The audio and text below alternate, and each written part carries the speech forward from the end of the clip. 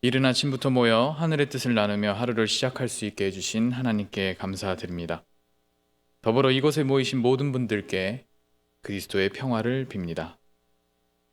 제목을 통해 짐작하셨듯이 저는 오늘 냄새 혹은 향기에 대한 이야기를 하려고 합니다. 혹시 이곳에 들어오시면서 아니면 지금 어떤 향이나 냄새를 맡지 못하셨나요? 아마도 마스크 때문에 향이 잘 나지 않으실 수도 있겠는데요.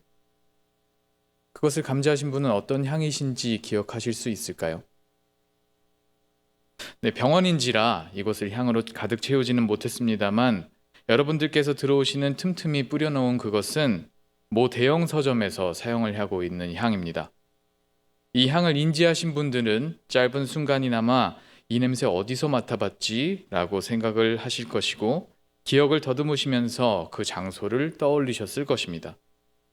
아마도 그것에 함께했던 사람들이나 그곳에서 일어난 일들을 추억하고 계실지도 모르겠습니다. 지금 해보시라는 이야기는 아닙니다. 지금은 제 이야기에 집중해 주십시오. 향은 인간의 변연계를 자극해서 과거의 기억과 감정을 떠올리게 한다고 합니다. 이를 프루스트 효과라고 하는데요. 이 명칭은 프랑스의 작가 마르셀 프루스트가 쓴 잃어버린 시간을 찾아서라는 소설에서 유래했다고 합니다. 이 소설 속에서 주인공은 홍차에 적신 마들렌의 냄새를 맡고 어린 시절을 회상하는데 이에 공감한 많은 사람들이 이 현상에 주목을 했고 결국 작가의 이름을 딴 명칭이 만들어진 것이지요. 프루스트 현상에 대해서 조사하다가 매우 유명한 조향사의 인터뷰 영상을 보게 되었습니다. 그녀의 이야기 중에 이런 내용이 있었는데요. 그녀가 살던 집에 화재가 나서 그녀의 가족은 인근의 아파트에서 당분간 머물렀어야 했습니다. 낯선 환경으로 인해 불안해진 아이가 자신의 살던 집을 그리워하면서 아파트에 머물기를 거부했다고 하지요. 그래서 그녀는 아이가 학교에 간 사이에 원래 살던 집을 가득 채워놓았던 향수를 대량으로 구매해서 임실로 머물러야 했던 아파트 곳곳에 뿌려놓았다고 합니다. 일과를 마치고 아파트로 돌아온 가족들은 그 냄새를 맡고 그제서야 안정을 찾을 수 있게 되었다고 합니다. 이처럼 우리에게 익숙한 향기는 일상의 기억을 불러일으키고 그로 인해 안정감을 찾게 합니다. 고된 하루가 끝나고 집으로 돌아갈 때면 어렸을 적에 자주 먹었던 음식의 향기가 그립죠. 오랜 시간 여행을 마치고 집으로 돌아와 잠자리에 누우면 익숙한 이부자리의 향기에 빠져 깊은 잠을 잘 수 있는 것도 같은 이유 때문일 것입니다. 이처럼 향은 사람이 삶을 이어가게 하는 그리고 삶을 아름답게 채워주는 중요한 역할을 합니다. 그런가 하면 향은 냄새라고 부르기도 합니다. 굳이 이 두 단어를 구분지어 설명드리는 이유는 향보다는 냄새라는 단어가 상대적으로 부정적인 뉘앙스를 가지고 있기 때문입니다. 향기가 난다와 달리 냄새가 난다라는 표현은 불쾌감, 의심과 같은 감정을 반영합니다. 아마도 이를 가장 잘 활용한 예는 몇 해 전 세계의 주목을 받았던 기생충이라는 영화가 아닐까 합니다. 혹시 보셨나요? 영화를 보신 분들은 아시겠지만 이 작품은 한국 사회에 존재하는 계급의 구분을 비판적으로 묘사했습니다. 한 주택 안에 살고 있지만 서로의 눈에 보이지 않는 사람들, 그들은 2층, 지하, 그리고 더 짙은 기와와 같은 층수에 따라 계급이 나뉜 삶을 살아갑니다. 기생충처럼 서로의 삶에 기생하여 살아가고 있지만 서로의 눈에는 띄지 않죠. 그런데 시각이 인지하지 못하는 공존의 상태를 후각은 감지합니다. 이 영화에서 사건이 일어나는 결정적인 단서는 바로 냄새인데요. 아무리 눈에 띄지 않아도 그들의 몸에 배인 냄새는 서로의 존재를 인정할 수밖에 없게 만들죠. 결국 냄새는 혐오의 동기가 되고 비극적 결말에 결정적인 이유가 됩니다. 향기와 냄새는 동의어입니다만 그것에 묻어나는 가치는 사람을 멸망에 이르게도 할 수 있다는 것을 우리는 이 영화를 통해 확인했습니다.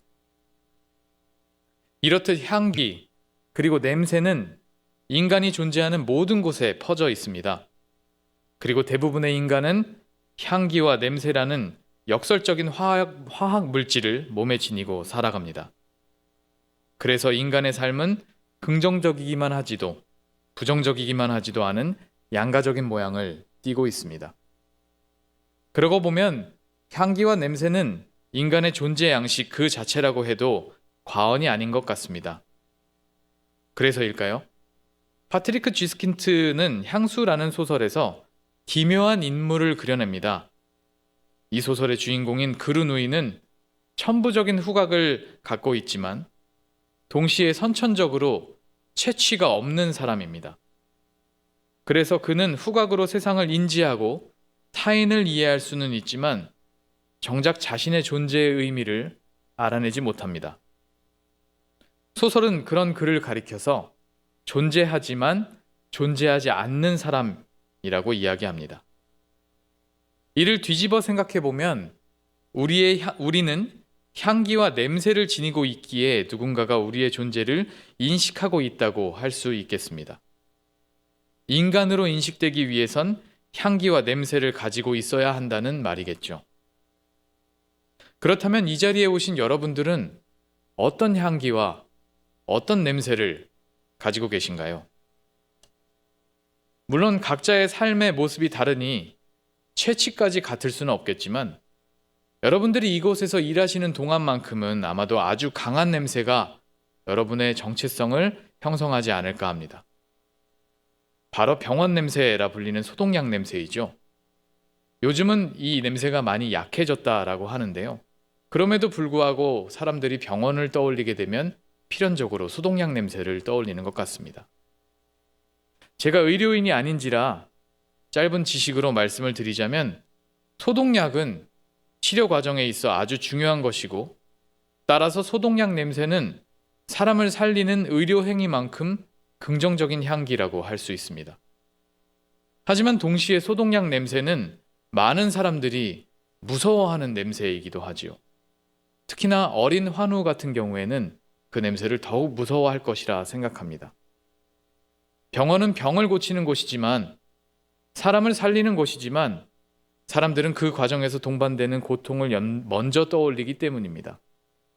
그래서 많은 사람들이 병원 냄새를 그리 좋아하지 않는다라고 이야기를 합니다. 병원 냄새가 옷에 배어 있는 여러분들은 이 사회에서 그런 존재들이십니다. 여러분들은 사람을 살리는 향기를 품고 살아가는 사람들이지만 아픈 사람들에게는 무서운 기억의 대상이 되기도 한다는 이야기입니다. 이러한 아이러니가 혹 여러분들을 힘들게 할 수도 있겠습니다. 하지만 어쩌겠습니까? 그것이 이곳을 가득 채운 냄새가 보통의 인간에게 전하는 메시지인 것을 말입니다. 저는 오늘 우리가 함께 읽은 성경 구절을 보면서 이 역설적인 병원 냄새를 그리고 그 냄새를 가지고 살아가시는 여러분들을 떠올렸습니다. 누군가에게는 생명의 향기를 전하는 사람이지만 누군가에게는 두려움의 냄새를 전하는 사람들. 그래서 많은 사람들에게 감사와 존경을 받지만 때로는 오해를 받기도 하는 사람들. 마치 그리스도의 향기를 품고 살아가는 사람들이 그런 것처럼 말입니다. 예수 그리스도에 대한 메시지는 누군가에게는 생명의 소식이지만 누군가에게는 불편한 이야기인 것처럼 말입니다. 그러니 여러분들의 옷에 배인 냄새의 의미를 늘 기억하며 살아주시기를 바랍니다. 그것은 사람을 살리는 향기이며 건강한 사회를 만드는 향기입니다. 더불어 그것은 매우 종교적인 의미가 있는 향임을 기억해 주십시오. 엘살바도르의 주교였던 오스카 로메로는 이야기했습니다. 이 땅에서 선한 일에 동참하는 사람은 교회를 다니는 사람이건 그렇지 않건 예수를 믿는 사람이건 그렇지 않건 모두 다 하나님의 나라를 만드는 사람이라고 말입니다. 따라서 여러분들께서 소독약 냄새라는 향기를 퍼뜨리는 동안 여러분들은 기독교식 표현으로 하나님의 나라를 만드는 사람, 좋은 세상 만들기에 동참하는 사람이라는 것을 잊지 말아주시기 바랍니다. 이제 오늘 하루의 일과를 시작하실 모든 연세 의료인 분들께 하나님의 은혜가 함께 하시기를 빕니다. 오늘 하루만큼은 그 어느 때보다 더 생명의 향기를 풀풀 풍기는 하루가 되시기를 예수님의 이름으로 기원하겠습니다. 기도하겠습니다. 사랑의 하나님 감사합니다. 우리를 이 자리에 모아주시고 당신의 뜻을 나누게 하시니 감사합니다. 우리의 몸에 배어있는 이 향기가 우리의 존재의 이유가 되게 하소서. 누군가에게는 생명을 살리는 향기이지만 누군가에게는 공포의 냄새일 수 있습니다. 하지만 그 역설 속에 사역하시는 하나님의 은혜를 기억하게 하시고 우리 모두가 이 땅에 하나님의 나라를 만들어 나간다는 사실을 기억하게 하옵소서. 이 모든 말씀 우리 주 예수님의 이름으로 기도합니다. 아멘.